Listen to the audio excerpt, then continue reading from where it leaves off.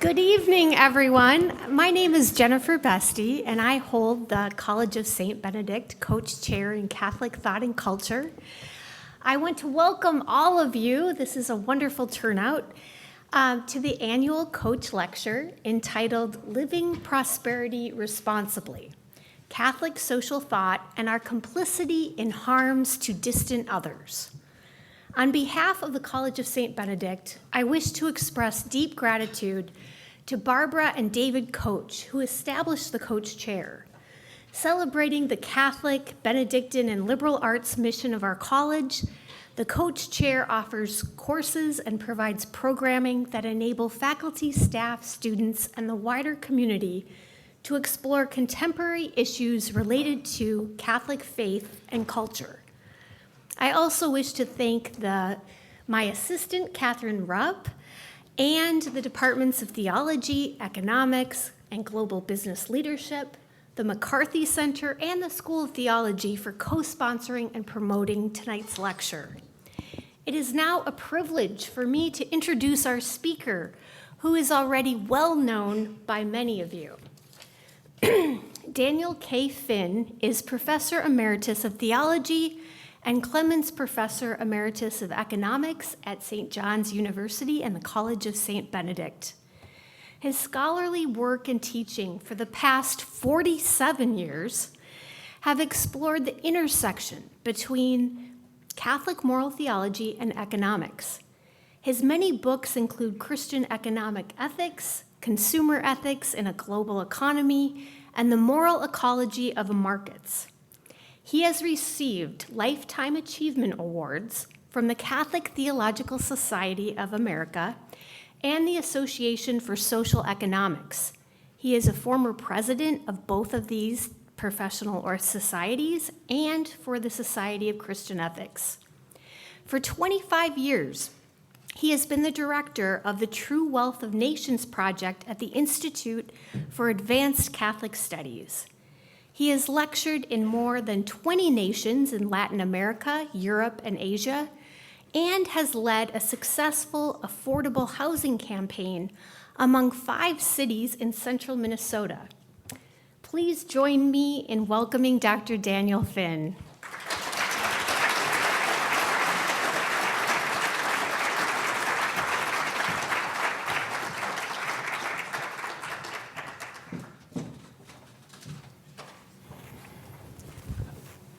Is that working? Okay. It's an honor to be here, and thank you for the very generous introduction.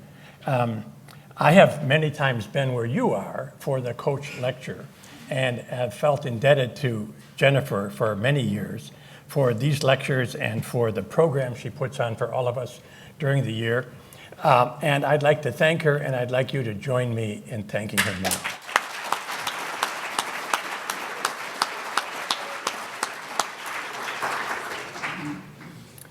So, living prosperity responsibly. Most of us are prosperous, certainly on the world stage. I get 3 meals a day. I'm now retired and have a retirement fund. I don't have to worry about 3 meals. Young people are a little bit certainly less secure than I was when I was your age, given how market conditions are. But you're going to have a good education. You will get good jobs. You will be secure. You'll have 3 meals a day and a good place to live, compared to so many people in our world who don't have that. So separate from the prosperity side, what does it mean just to live responsibly? So we might say there are 3 characteristics. Acting in accord with goals you hold that are worthy of holding. Now there's lots of debate about what's a worthy goal, but that's part of living responsibly. Holding ourselves accountable for what we do and don't do. So if I do something and you ask me, why are you doing that? I should have a good reason, at least a reason that makes sense to me, hopefully one that makes sense to you too. And we need to recognize that we're often unreflective about the things that we do or don't do. We don't notice them often. So I want to begin with this fellow. I'm sorry, let me talk a little bit about the prosperity itself. if we live secure lives while many others live in poverty and insecurity around the world, what does that mean? Are we in any way responsible for their plight? And we're going to talk in particular tonight about the people who make the things that we use, the things that we buy. But it's certainly true, the same question is true there for anyone in the world who is living in serious poverty or insecurity. So I'm going to come back to this gentleman because he's good for the theme of what do we don't notice.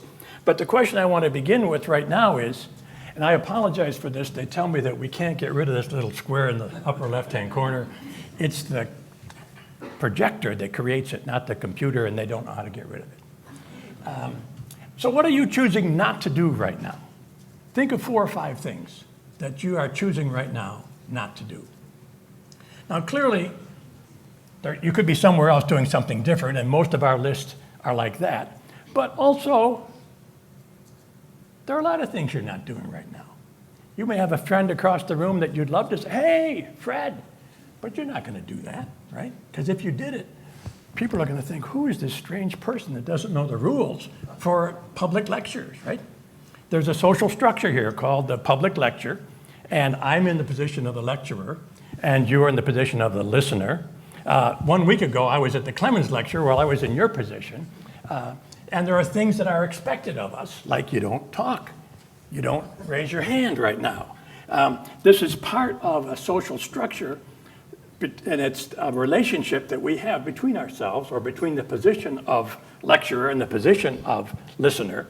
And it would be true no matter who comes into the room to be a listener or who takes the podium, there are certain things we expect of one another. And yet we're often unreflective about that. So if we ask, why do we make the choices we make?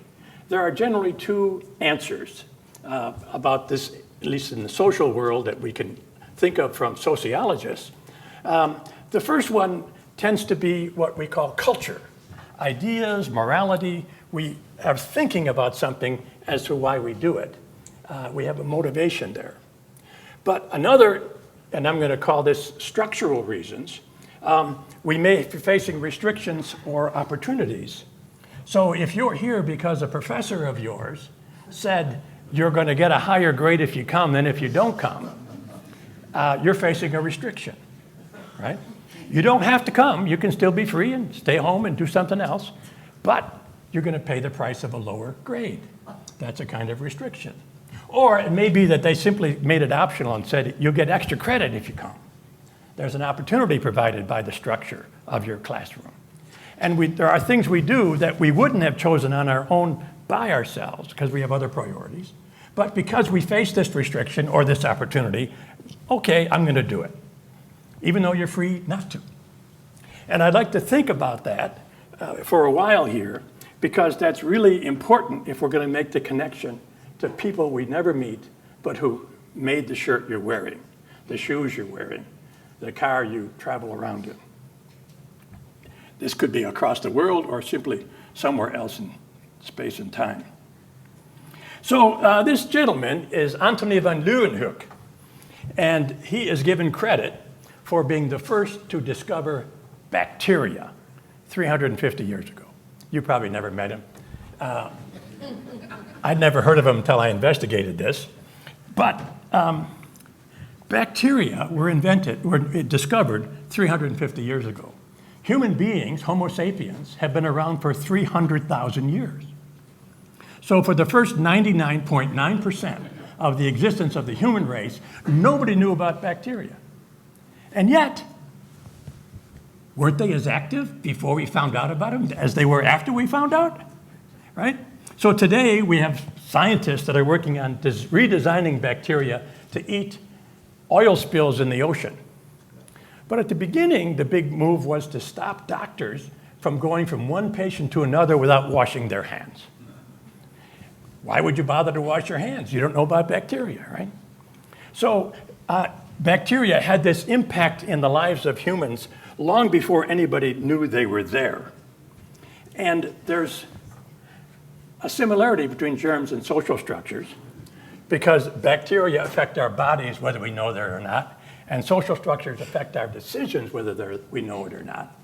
And so if you came here because of a class requirement or a class opportunity, just knowing how the social structure is working, affecting your free choices, is a helpful step forward in life generally. But it will be very helpful when we think about the economic issues. So the claim here is that social structures are real things, and that those structures emerge from the activity of individuals. And that's going to be true for the market when we get there. But in the meantime, it's true for a university. It's true for the public lecture. Now, some things, those social structures are quite different. The classroom in the United States nowadays in the college includes discussion, lots of questions, although some parts of the world, of course, professors come in and just talk for the whole class and then leave. And don't expect any kind of conversation. And yet, I find this lecture format to be almost universal. I haven't been everywhere, but I probably talked at 40 or 50 different universities, from Minneapolis to Madrid and Chile to China, and everywhere it's the same general set of expectations. Whoever steps on the podium at this raised platform and begins speaking gets the kind of attention you're giving, faces the same kind of obligations. You know, I had to dress up tonight. I can tell you, last week when I was at the Clemens lecture in the audience, I wasn't dressed like this. I'm supposed to do this to increase my credibility, otherwise you might wonder. If I came in my shorts and jeans, or shorts and t-shirt, you might not think I'm worth listening to. So these are things that I think it's helpful to become aware of in just everyday life. Now, I have to make apologies to my sociological friends in the audience, because I'm going to do very quickly an oversimplification of the sociological world. I meant to mention these last two things. I apologize. The claim is that structures affect what theologians call our moral agency, or philosophers, our making of decisions based on our values, and that over time it changes who we are. Because if you make the same decision over and over and over again, you become that kind of person. The young attorney at 30 who decides to work 60 or 70 hours a week to become a partner because there's the opportunity for status and high income becomes the 60-year-old attorney who has status and high income and still works 60 hours a week, right? We become our decisions. So the options in sociology. I'm going to argue for a third one, and there are lots of variety I'm ignoring here. But some points of view are what we might call holistic. They stress the power of social forces so much that we are almost like pawns being pushed around on the chessboard of life by these social forces. And that doesn't leave room for freedom, which is pretty important, certainly for Christian belief, but for lots of people, that we have these choices. But others are so individualistic that only thing that makes a difference in the social world are individuals and groups, and nothing else has any causal impact. But at the same time, I think we do have causal impact because you're not raising your hand, you're not saying hi to folks across the room. Something about the social structure of the lecture is having an impact on your choices right now. So I'm going to argue for something called critical realism within sociology. You don't have to worry about that. But in order to get to understand what it's asking about, I'm afraid we need two lessons from the philosophy of science, the thinking about what is science. Because our thinking about science, in my humble opinion, is sometimes mistaken, certainly popularly thought in the US. So one of these principles is that we can know about real things that are not sense perceptible. Some of the philosophy of science is empiricist, and the only thing you can trust for knowledge is what our five senses can tell us about. The claim here is that we can know about other things that we can't know with our five senses. So picture yourself in your room with a book, and you let the book go and it hits the floor. So we ask, why does the book hit the floor? We all probably have the same answer, because of the law of gravity, right? That's the standard answer. But there's a problem with that.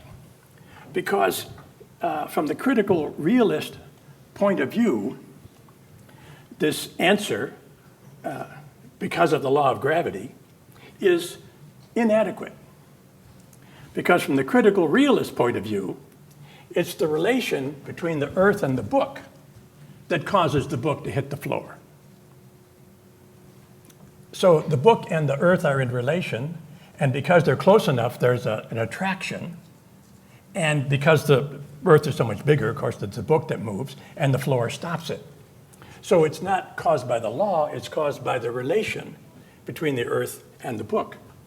Now, the law itself, think back to Isaac Newton, is a brilliant human description of this phenomenon, right? That the strength of attraction between two bodies is inversely proportional to the square of the distance between them. Brilliant idea from the 18th century, but it's not the law that makes it happen. The law is a human sentence summarizing what's going on in the real world. And what's going on in the real world is that it's the relation that makes it happen. We can know about that relation, and that relation is a real thing. Just like a magnetic field is a real thing, even though we can't sense it with our five senses. So the argument is, this first principle is that we can know about ontologically real things, unlike empiricism that says if we don't have our five senses to verify it, it's not trustworthy. We can talk about the religious implications of that, because the guy called the father of empiricism never could get a university appointment. This is David Hume, because the social structure of the university said you had to be a Christian to get a university appointment in Scotland. He never got one. As brilliant as he was, he never got one. And nor did he give in. He remained who he was and never got the appointment. So the first lesson was that we can know these nonsense perceptible things. The second is that because of emergence, the world is stratified. Now, what does that mean? Well, think of water. Water emerges from hydrogen and oxygen, right? And if you don't have hydrogen and oxygen, you don't have water. But the characteristics of water are novel. They can put out a fire, where hydrogen and oxygen are going to feed the fire.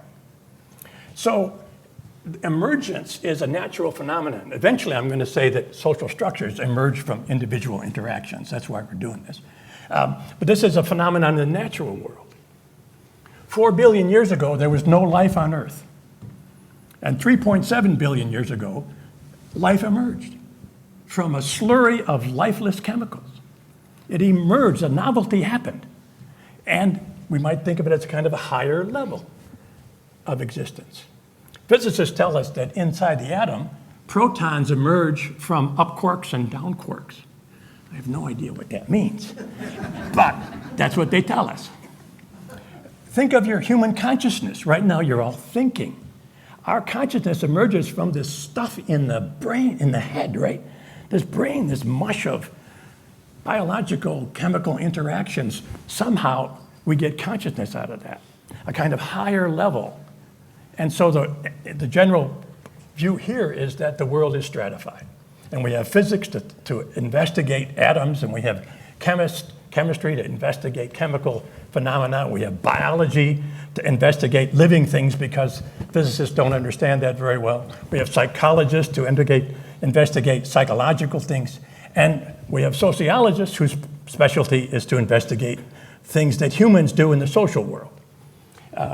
And so the world is stratified. So when it comes around to saying that social structures are real things that emerge above, in a sense, human interaction, there is precedent for this in the natural world. It's not just a claim for sociologists. So in general then, the lower level elements combine to generate a higher level reality that has new characteristics different from those lower level elements.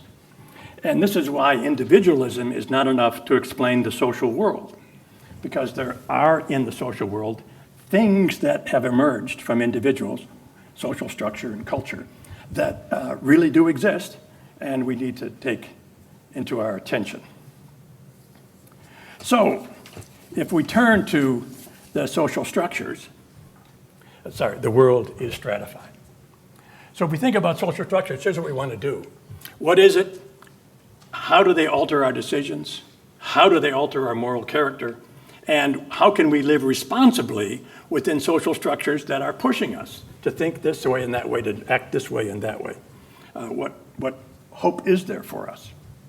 So the first claim, I've already sort of summarized it, is that social structures emerge from the interaction of persons.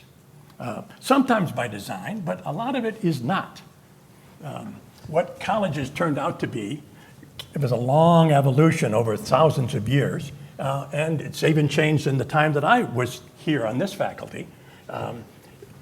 Different expectations, different expectations of the role of professor and student that we'll take a look at here. And of course, structures would cease to exist if the persons involved in them ceased to interact that way. If nobody wanted to go to college, there would be no more colleges. So they exist, they're real, but cannot live without the people who daily interact in them. And so what we have then is a more technical definition. A social structure is a system of relationships among positions. So the key here is that I may have a personal relationship with each of you or not, but anybody in my position as a speaker, anybody in your position as a listener are part of this social structure. Certain things I need to do and opportunities I have, certain things you need to do or not do and opportunities you have. And that's built into the structure of the public lecture. So the relation between the position of speaker and the position of attendee is real, just like the relation between the book and the earth is real. That's the claim. We're not just making this up. So think about the university or the college. We may enter into a dozen different social structures in a typical day. You wake up in your residence hall or in an apartment. There are rules in the residence hall about what you have to do and can't do. In an apartment, there's city rules, and the owner of the apartment has rules. And then you go on to breakfast at the Reef or at Gorecki, another set of rules and interaction between you and the person at the cashier, you and the person behind the counter. All day long we do this, go to buy gas, all the rest of that. So we enter into these pre-existing positions and make decisions based on our values and goals. I'm trying to accomplish this, but in the face of restrictions and opportunities that might change my decisions.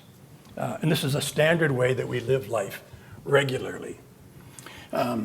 So restrictions, again, are you'd pay some kind of a price if you don't do what is expected.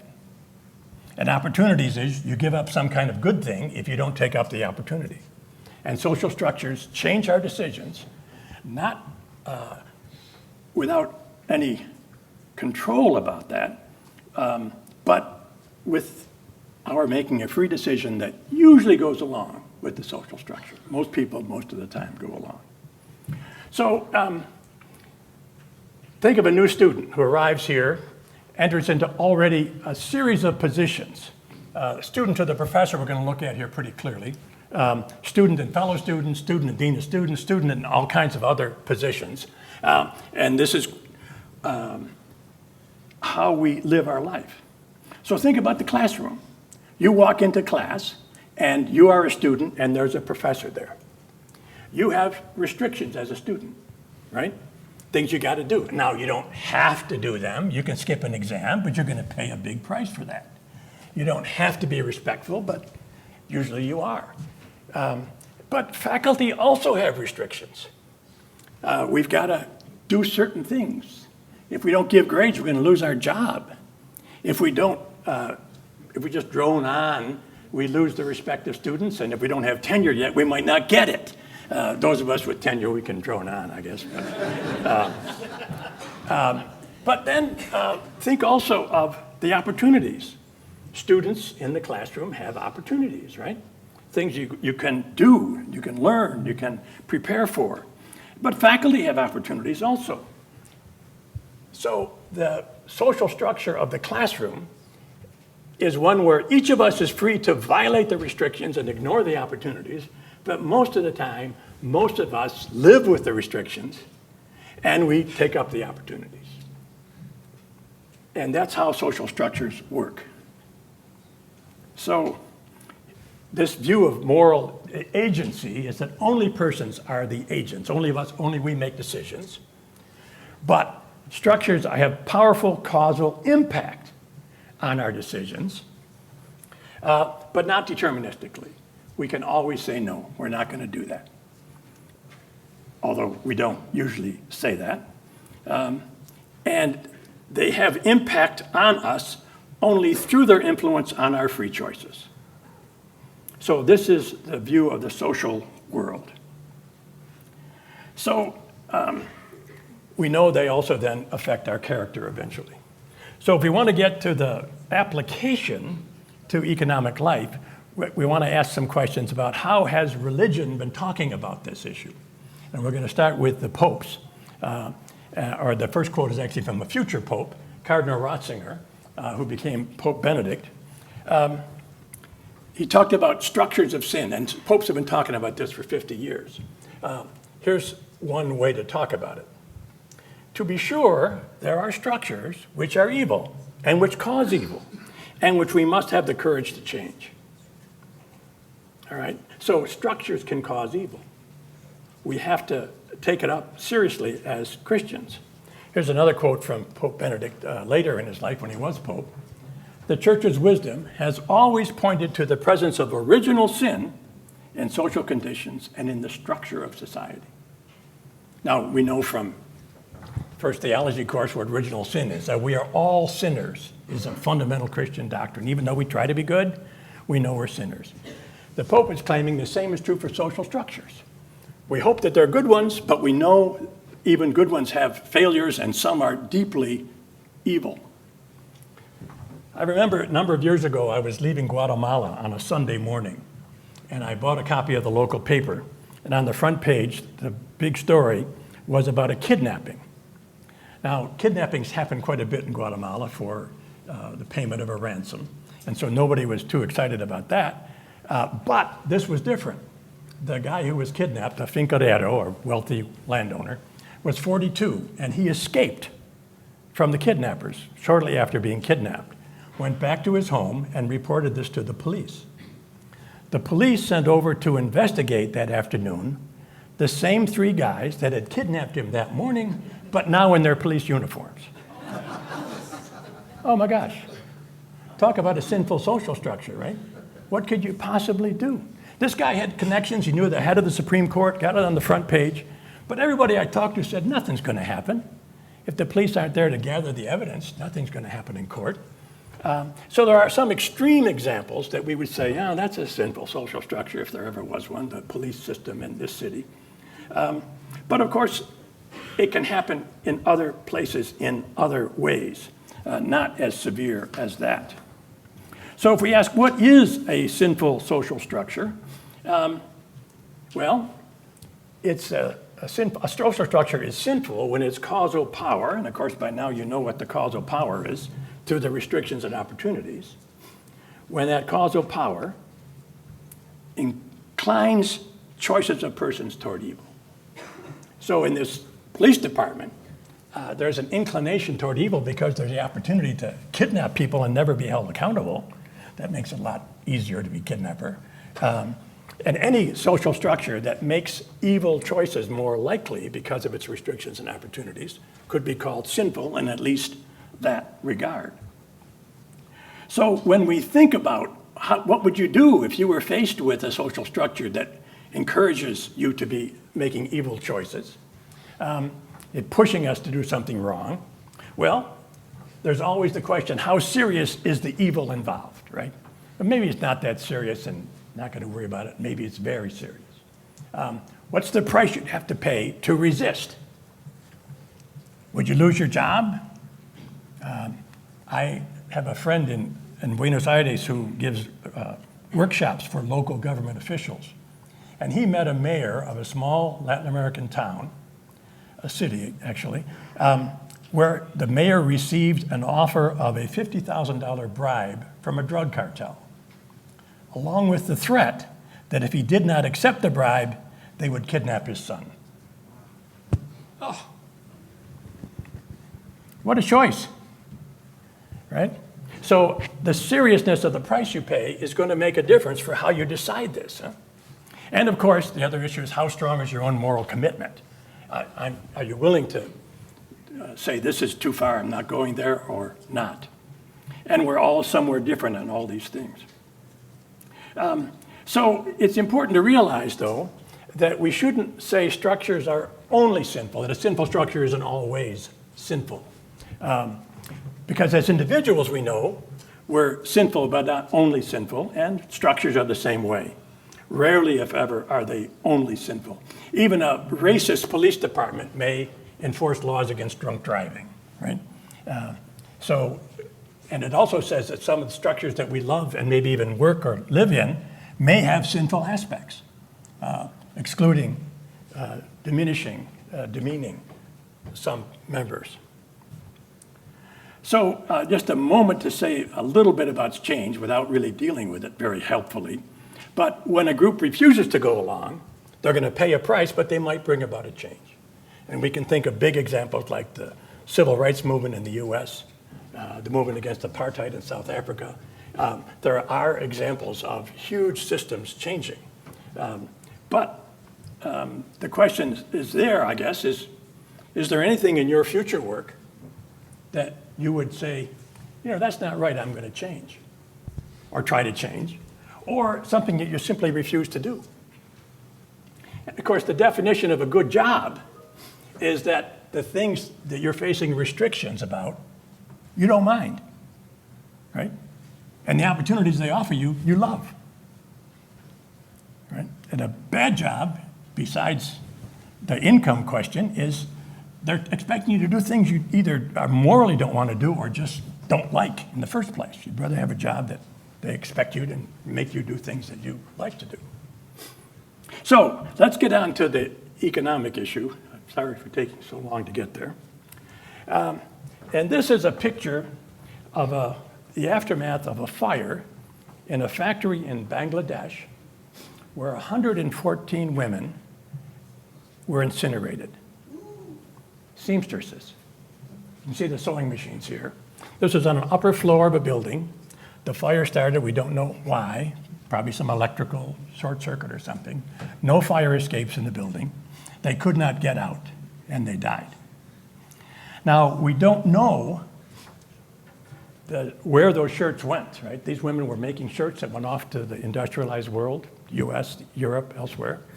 So starting at that end, we're not quite so sure. But I'd like to start at this end and take a moment and ask, where did my shirt come from? I checked today, this shirt, which I like a lot, came from Indonesia. I'd like to take a moment, if you're willing, and some people have clothing where this won't work, or you'd rather not do it, you don't have to. But if you're open, ask the person next to you to look in the collar of your shirt and find out where your shirt was made, what country. Ask somebody next to you to find out. So I'm going to ask the people on this side of the room just to call out the names of the country where your shirt was made. Just call it out. Okay, this side of the room, what country?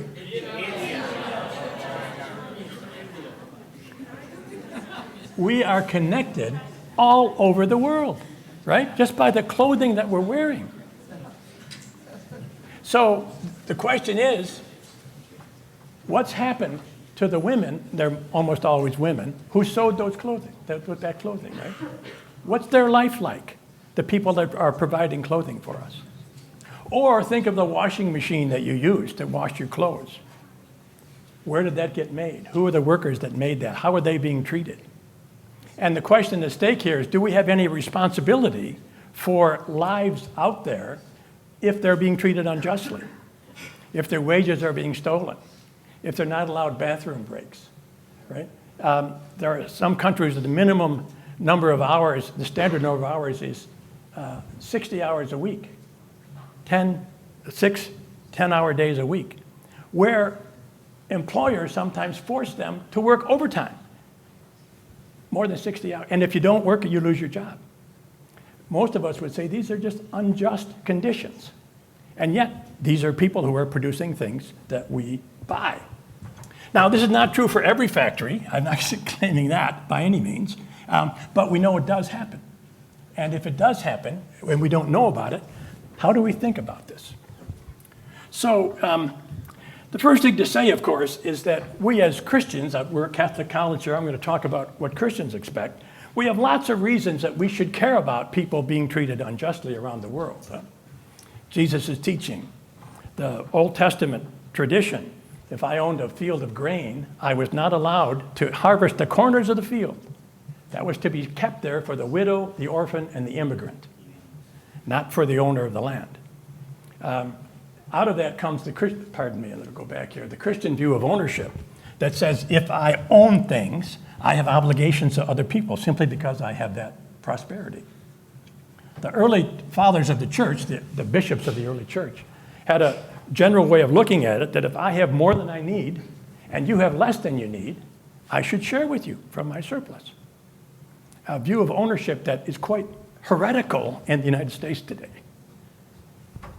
So there's a lot of reasons we have already, but the claim I'm trying to make is that through social structures we have another reason. Because if they're making the products that we use, we are causally related to them. And so that's going to take a little doing. But the first answer usually comes, well, certainly the reason these women died was an irresponsible factory owner who may have paid off some inspector in the city with a bribe so they wouldn't report, that the local folks are the reasons this happened. But there was an interesting article in the Wall Street Journal shortly after this fire where they interviewed one of the owners of the factory. And here's what he said. It's hard to continue to improve factory compliance and safety when there is ever increasing downward pressure on the prices that global retailers are willing to pay. Right? So if you buy your clothing at Target or at Marshall Field's or wherever, these are national chains that deal with the people who sell clothing. And all the way down, the answer is we want to get this at a high quality and a lower price. And if you can't lower your price, we're going to move to another country. Now, I'm not taking this guy off the hook. I don't know what he thought about the fire escapes and all the rest. But this is a quite reasonable understanding of how markets, as a social structure, create restrictions for the owners that say, if you don't reduce your prices, we're going somewhere else to buy our clothing, have it made somewhere else.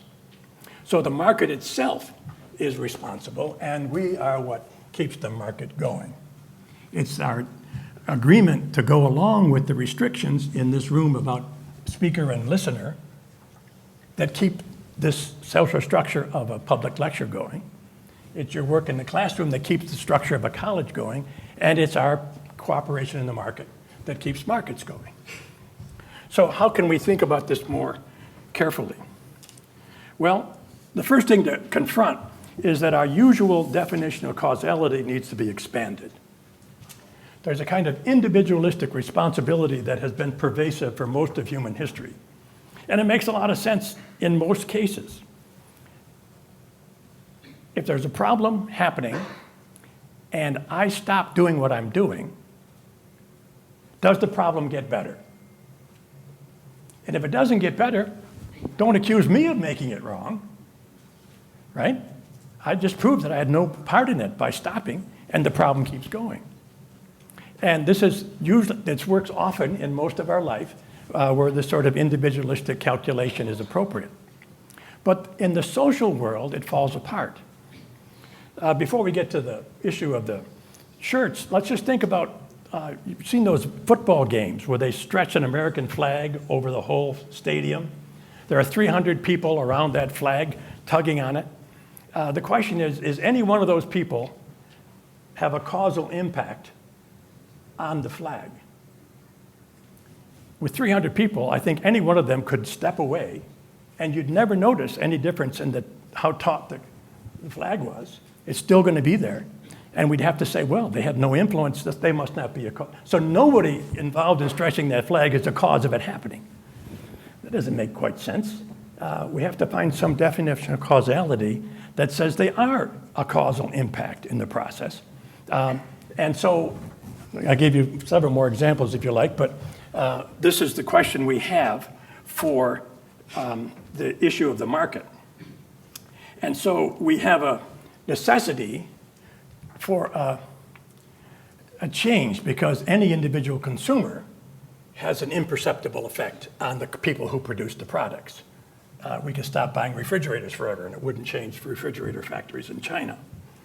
So we need a shift away from an individualistic account of cause toward a more, what we might call a relational account of causal life in the social world. And there's a lot more to be said here, but what I would say that we have to think about this market from me to the seamstress. And it's a social structure that is a long chain of relations between positions. The first one is consumer to clerk. I walk into Target to buy a shirt. I go up to the cash register. I'm a consumer. There's the clerk. And we have certain opportunities and restrictions that we both face. Clerks have to be very kind to everybody, no matter how irritable you are. I get certain things that I've got to do. I got to pay in US dollars and use an acceptable credit card, probably not your American Express because they charge too much, et cetera, et cetera. There are opportunities and restrictions. But then the clerk has a relation with the store manager. And there too, there are restrictions and opportunities between the two of them. And the store manager with the buyer at Target and then the supplier of shirts, they have a relationship with the buyer of shirts in Target. All these pairs of positions relating all the way back to the factory manager and the seamstress. So it seems to me that we can say that I am in causal relation with the seamstresses who made this shirt in Indonesia. Because, of course, we know the only reason I got this shirt was a whole series of causes that began with her work and ended up with my wearing the shirt tonight. And if those causes weren't there, I wouldn't have the shirt. So there is a way in which I'm causally complicit, that is to say, involved in her life, even though by the individualistic account, I can't do anything to change her life by stopping the purchase of shirts. So what are the moral implications? Well, each of us is a causal force in markets that too often treat distant others unjustly. I'm talking about distant others, but of course there could be people right here in Stearns County. I was at a meeting of Hispanics and Somali workers at the local chicken plant, and their complaint was, one of the complaints, if you miss one day of work, your wages for the whole 4 days you did work are lower than if you're there for all 5 days. So if your child is sick and you got to take her to the doctor, you missed a day of work, the wages for all 4 days you were there are lower than they would have been if you had spent there all 5. Now, is that just? I mean, we can debate that, huh? But to me, that is not the way to run a firm. You have to be aware that some people have these responsibilities. So I'm talking a lot about distant others, but it's true locally as well. So each of us is causally involved to some degree. We're not as involved as the owner of the factory, but in the injustice. And then to some extent, it seems to me if I'm causally involved, I must be morally involved as well. Again, to some extent, I'm not the most morally responsible person for an injustice that happens. But I think the answer to how to live responsibly in prosperity is to recognize that we live indicted lives. Now, you remember what indictment is, huh? Any charge, accusation, or serious criticism. Doesn't mean we're guilty. It doesn't mean there are a lot of conclusions you can draw about what to do there. But I think the fact is that I have to recognize that I am indicted by the systems within which I live. And then the question is, what do I do in response to that? But the first issue is to realize that just by consuming the products that we do, we are involved in a system that does treat many people badly. So the goal, it seems to me, is that we each act virtuously, which isn't easy. Of course, we all are sinners as well. but within social structures that encourage human flourishing by their restrictions and opportunities. And this happens most of the time through law and regulation. We're pretty sure that when we have sweet corn in the summertime in Minnesota, that there weren't slaves who grew and picked the sweet corn, because we have pretty good laws enforced locally. But there are laws that don't exist or aren't enforced in other parts of the world that allow restrictions to treat people unjustly. So whatever the answer is going to be, it's going to be something along the line of let's get our structures properly oriented.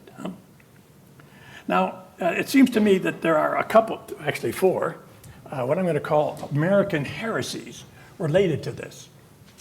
The first is that the purpose of a business is to make a profit. It's widely held in the United States. There's a lot of case law that says boards of directors have to serve the interests of their stockholders. I'm told there's not actually statutes that say this, but judges have built this up over time. But who's to say that's the purpose?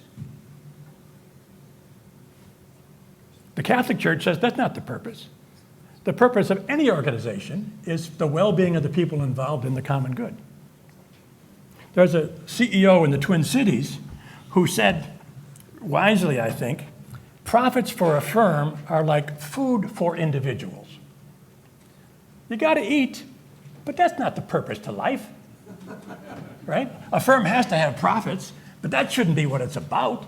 It's about producing good goods and good services, treating your employees well for the well-being of the community. And yet, many Americans have no idea that there's another alternative way to think about businesses. A lot of people now think justice means treating everybody the same. Our courts are telling universities and even nonprofits that they cannot make special awards to people who have been historically marginalized, because it's not fair to me, I guess. And yet, the whole Christian tradition has said we have an obligation to go out of our way for those who are marginalized and poor. And that's what justice requires. And yet somehow there's this growing conviction in America that justice means treating everybody the same. If the tornado goes through our city, everybody agrees we got to spend a lot of money to help the people that got hit by the tornado. That's not treating everybody the same. If one of your kids gets sick and the others aren't, you're going to spend your time and effort to make this child better. We don't treat everybody the same for justice. It depends on their situation. Government is them and not us. In a democracy, government is self-government. Even if the people in charge are from the other party that I didn't vote for and I don't like what they're doing, it's a kind of, an organism eating itself from the inside when we think as members of a democracy that the government is our enemy. And, of course, owning things is what makes you happy. Every television commercial we see says that to us, right? It's not having things that makes you happy, right? We're not grateful because we're happy. We're happy because we're grateful. If you count your blessings every day, you're going to end up far happier in life than if you count your things that you own. So, where do we go from here? Well, what do we do? I don't have any brilliant answers on this, I'm afraid to say. But clearly, we look at our consumption patterns. What are we consuming? How much are we consuming? What's our carbon footprint? What kind of firms do we buy from? These are important questions to think about, to try to be more responsible. And we can buy, fair trade coffee, and that's really good for the coffee farmers that grow it. But we're not going to have fair trade toothpaste and fair trade hubcaps and fair trade refrigerators. We got to set up a structure where people can count on justice in the workplace. We can support financially organizations, local and international, that are doing really good things, meeting people's needs and trying to change structures. And there's a lot of them out there, religious, non-religious, a lot of them. We need political support for structural change. We should be thinking as we vote, whether it's the mayor of St. Joe or the state legislatures or the national elections, who are the people that we think will make the right structural changes to address these issues? And then some kind of personal involvement. We're all different, we're in different situations, there's no one rule, but I would recommend to students, for example, as you, now if you can, and when you move out into a career, find one issue that you really care about. One issue that you're willing to go to a meeting once a week about, or once every 2 weeks about, and get involved and try to make a change so that you're personally involved with other people working on the issue, hopefully personally involved with people who are suffering in this issue that you're dealing with. But to keep abreast of all kinds of issues, read the news, hopefully from a news source that corrects its mistakes the next day, because a lot of them don't. But keep up on a whole range of justice issues, but try to roll up your sleeves about one.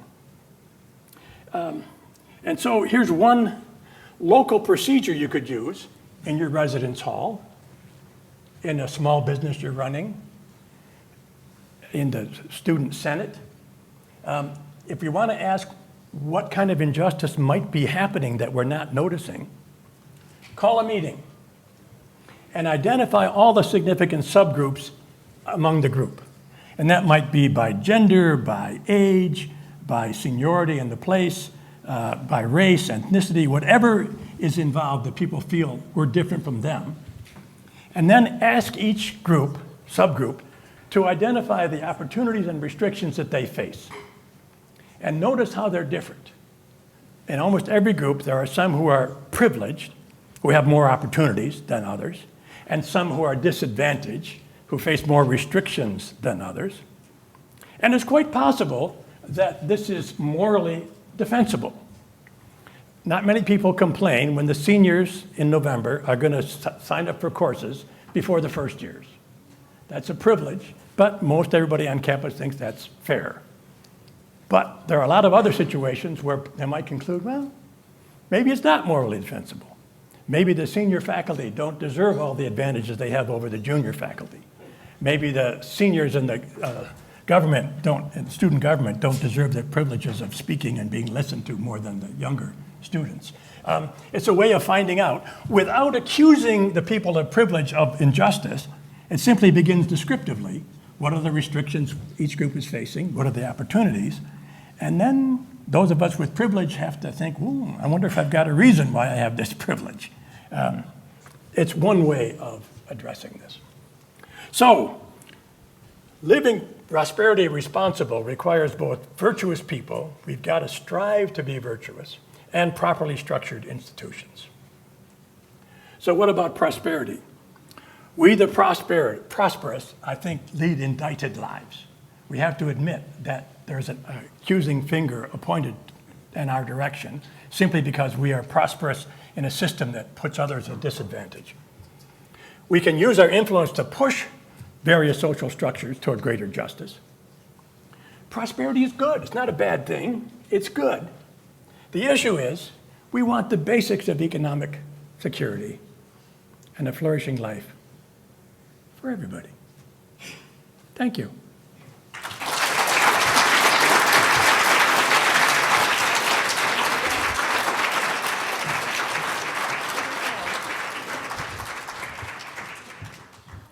Thank you so much, Dr. Finn. And I'm really grateful that you're willing to have lunch with a lot of students tomorrow so that they can bring their questions and challenges to you. And we also have some time now to ask Dr. Finn questions. And I would like to especially encourage, before the adults run to the mics, I would really like to first give, priority to our students. So please, I'm going to be moving the mic so that you don't have to come right to the front. But please come, and I'm just going to move them to the left and to the right. So please ask your questions.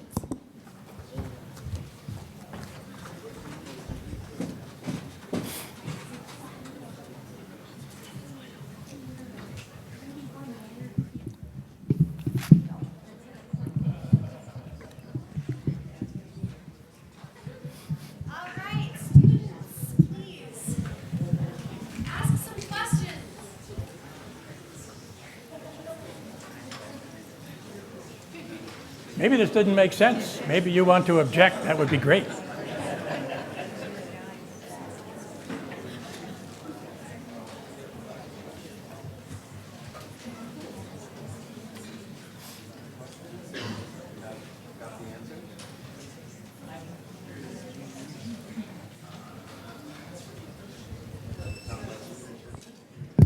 Good evening. Good evening. Thank you for your bravery. I'm wondering if you can offer some guidance for those of us who work in Catholic institutions in our complicity in distant harms when we're dealing with things like church budgets. So for instance, say I'm working in youth ministry and need to order shirts for an event. And I have the choice between shirts that were made in a sweatshop and shirts that weren't. But my budget really only allows me to get the shirts that were made in a sweatshop. I really enjoyed how you highlighted the structure for going about that in a social setting. But when you're in a position of decision making within a Catholic institution, do you have any guidance to offer on that? Yeah. A wonderful question. The first question is about sweatshops. Most of these seamstresses and those who died in the fire are paid above the median wage for the nation. So it's not like they're being paid terrible wages. But there are often risks that are there, as we saw for these women, that are horrific. And yet, of course, they agree to take these jobs. They need this sort of thing. And so we don't want to say, let's stop buying anything, because, of course, that means all these people are without a job. And so there is a real moral dilemma here. If you find a place that you know produces these shirts more responsibly, that's a much better thing to do. I don't know how much the price is different and whether we can just order 1 dozen fewer than the 12 dozen we were going to buy, or if there are other solutions. But I wouldn't presume that, in the long run, we can't depend upon fair trade economics. In the long run, we have to find a way to insist that every workplace become just. In the short run, fair trade makes sense. And I don't know how that budget looks and what bad things would happen if you did buy from the more responsible manufacturer. It would be a better thing to do in many ways, but I don't want to give the impression that somehow cutting off all of the other firms that we don't know their moral level is any kind of a good answer to the world's problems, because those people need jobs as well. So it's a real dilemma that we face, and part of our being complicit, part of our being indicted, is that we're going to make that decision, and in some sense, choosing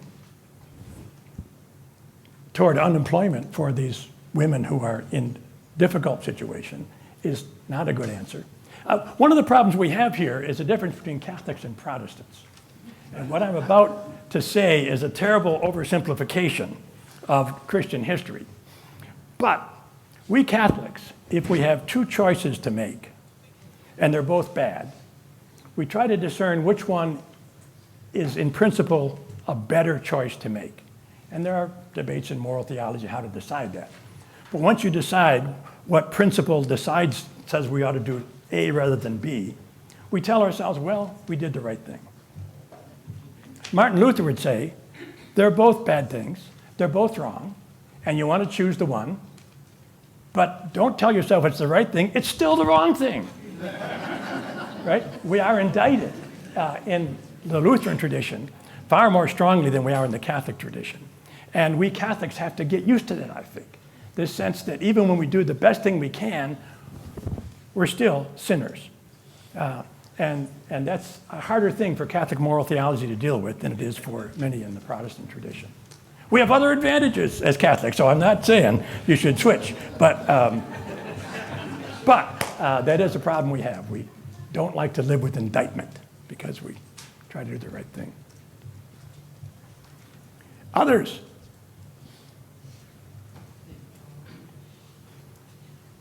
The microphone is here.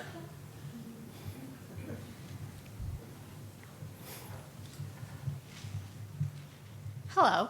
First off, this was a wonderful presentation. Oh, don't break the microphone. I appreciate you greatly because this is all wonderful. Thank you. A conversation I've had with some family and some friends is about people who kind of have this idea of like a prosperity, like a gospel, or that God grants of riches and goods to people that are living these virtuous lives. And I've tried to engage in that dialogue, and I've never found a good way to really approach that conversation, especially when I'm coming from such a different perspective. It feels like it's hard to kind of reach a general general consensus there. So I'm wondering if you could offer any any advice onto how to approach those conversations. Do you know the religious affiliation of these people, where they go to church, for example, or that maybe they don't go to church? Or The couple of specific people I'm thinking of in my life are more of the Protestant tradition. okay, and do you know anything about which kind of church they would go to? Very loosely, no. Okay. Yeah.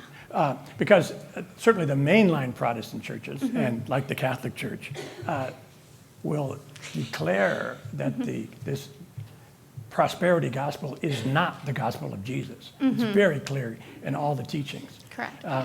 There clearly are some Protestant churches, more fundamentalist, that do declare that. And then the question is, have they read the book of Job? It just isn't there that somehow God always rewards the good people and not the bad. But I really appreciate your wrestling with that with them. And maybe you can find some text to talk over. There's Matthew 25, the final judgment, And Luther himself in a sermon said, in the final judgment, the Lord is not going to ask you how much money you gave to the church. People were hungry, thirsty, in prison. What were you doing for them? And so it's really a fundamental part of the Christian tradition from Jesus himself that the prosperity gospel is not the issue. It's another mission in life. So thank you very much. Thank you. I appreciate it.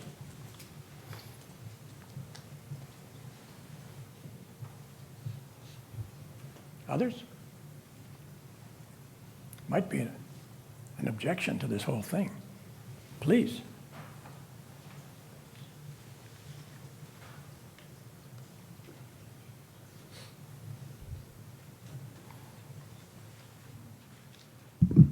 Thank you, Dr. Finn. I'm Brother Augustine O. I'm a junior monk in St. John's. I joined 4 years ago here.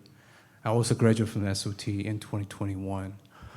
Before I came to Diocese at St. Cloud, I spent a time in Archdiocese in New York and Archdiocese in Miami.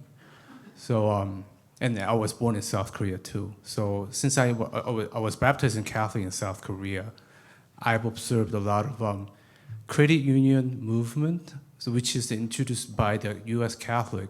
So some of kind of ancestral fathers and priests who studied in the United States back to South Korea, they actually initiated the credit union movement in every parishes in South Korean diocese in South Korea. And it was kind of took some roles like a Grameen Bank, who actually kind of loans kind of low interest rate rather than the other banks. And it really worked, kind of more than 1,000 kind of credit unions across the country. And since they came to United States 7 years ago, I haven't seen that kind of, I like the idea of how the market players, in the composition of market players, are quite relational, which is not just anonymous. How we are connected to each other, quite relational. That means those kind of cross-cultural structure of each credit union really helps each other because they know pretty much well about kind of their neighbors too. So what would be the kind of cons how the U.S. people kind of strongly kind of prevent from the driving for that kind of those community cultural movement to help each other, kind of more relational in those economic components. Thank you. Yes.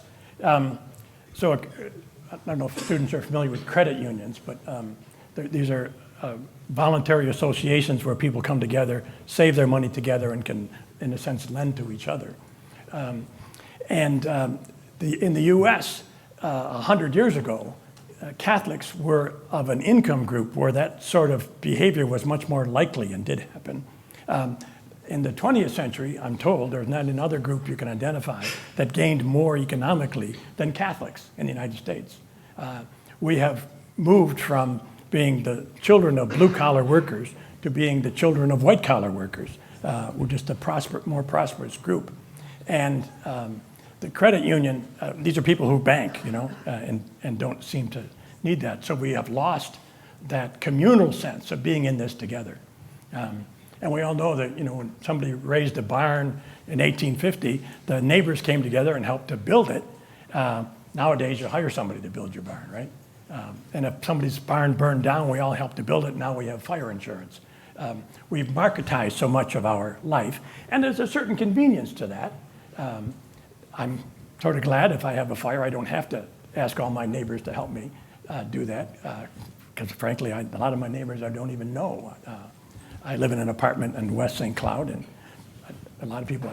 So it's a loss of community that we have undergone, and I think the absence of there are Catholic credit unions in downtown St. Cloud. I've never actually entered that building, but I think not many people relate to that anymore because of this sort of loss of communal sense that our ancestors had, our grandparents had, that we don't.